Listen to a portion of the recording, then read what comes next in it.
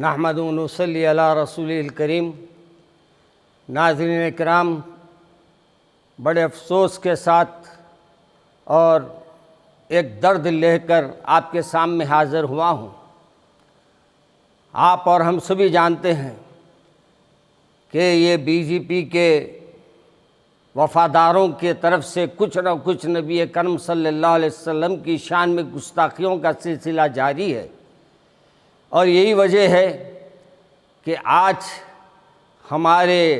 حیدرآباد کے ایک M L A نے، جو راجہ سنگھ کے نام سے ہے، اس نے ایک ایسا بیان دیا ہے جو ناقابل قبول ہے اور ناقابل برداشت ہے، اور ایسے موقع پر ہماری حکومت کو یہ ضروری ہے کہ حالات کو کنٹرول میں رکھے۔ یاد رکھیے، مسلمان سب کچھ برداشت کر سکتا ہے، لیکن نبی کریم صلی اللہ علیہ وسلم کی شان میں گستاخی وہ کبھی برداشت نہیں کرے گا۔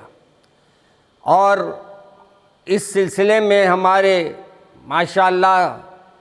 اتحاد المسلمین کے طرف سے، ایم پی صاحب کے طرف سے اور دیگر تنظیموں کی طرف سے ماشاءاللہ پرزور انداز میں احتجاج کا سلسلہ جاری ہے، اور یہ احتجاج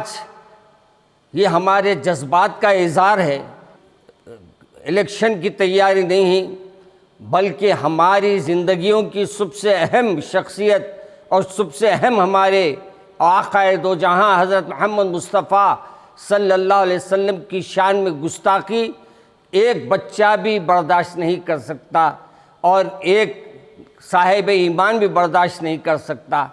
مگر آپ کی یہ بھی بات بتا دوں، اللہ تبارک و تعالیٰ نے وَمَا أَرْسَلْنَاكَ إِلَّا رَحْمَةً لِلْعَالَمِينَ فرمایا، گویا یہ بتایا نہیں کہ مسلمین کے لیے میرے آقا رحمت بن کے آئے ہیں، بلکہ تمام کے لیے میرے آقا رحمت بن کے آئے ہیں۔ اور یہ جو آج یہ نہیں جانتے ہیں کہ میرے رسول ان کے لیے بھی رحمت ہے،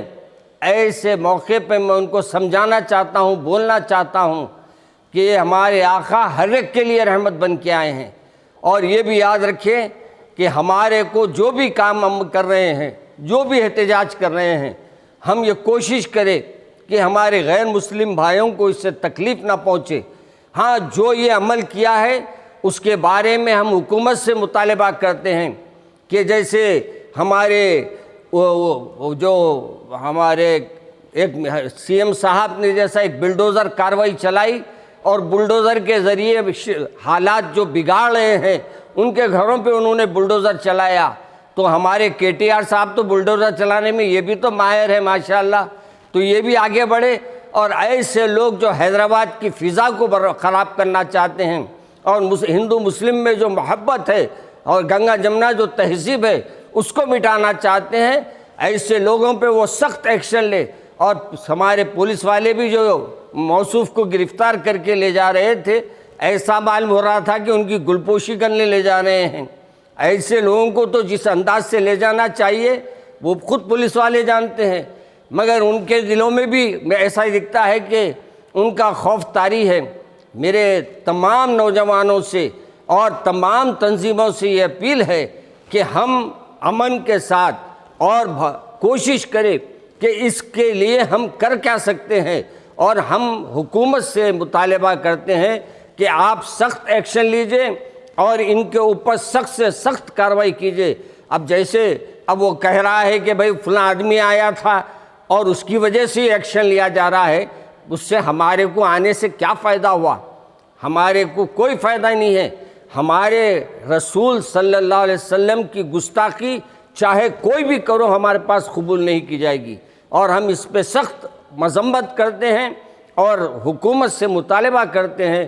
کہ اس کے اوپر کیسز بک کیے جائیں۔ اور وہ تمام نوجوانوں سے بھی میری خواہش ہے کہ ہر گلی میں، ہر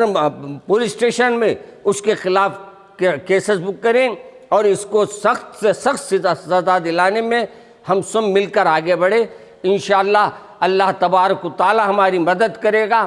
اور ہم سب کو بھی یہ اللہ سے دعا کرتے ہیں کہ اللہ ہمارے سب کو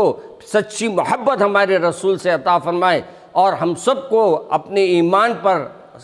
ایمان پر رکھے اور ہم سب کو اپنے فضل و کرم سے اپنے احکامات پہ چلنے والا بنائیں۔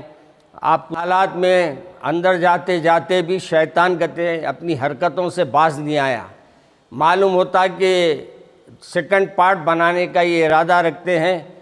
ہم دیکھیں گے اب پہلے پارٹ میں ان کو باہر نکلنے دینا نہیں دینا، پہلے اس پہ غور کیا جائے گا، اس کے بعد سیکنڈ پارٹ پہ غور کیا جائے گا، اور سیکنڈ پارٹ کے لیے پھر ہم دوسرے انداز میں ان سے ملاقات کریں گے انشاءاللہ۔ حکومت ہماری چاہتی یہ ہے کہ راجہ سنگھ کو نہ چھیڑے، وہ اس کی مقبولیت بڑھ جائے گی، مگر یہ نہیں سوچ رہے ان کی مقبولیت گھٹ جا رہی ہے۔ اور یاد رکھیے، آپ سیکولر بننا ہے تو پورے سیکولر بنیے، یہ دو کشتی کے سوار مت بنیے،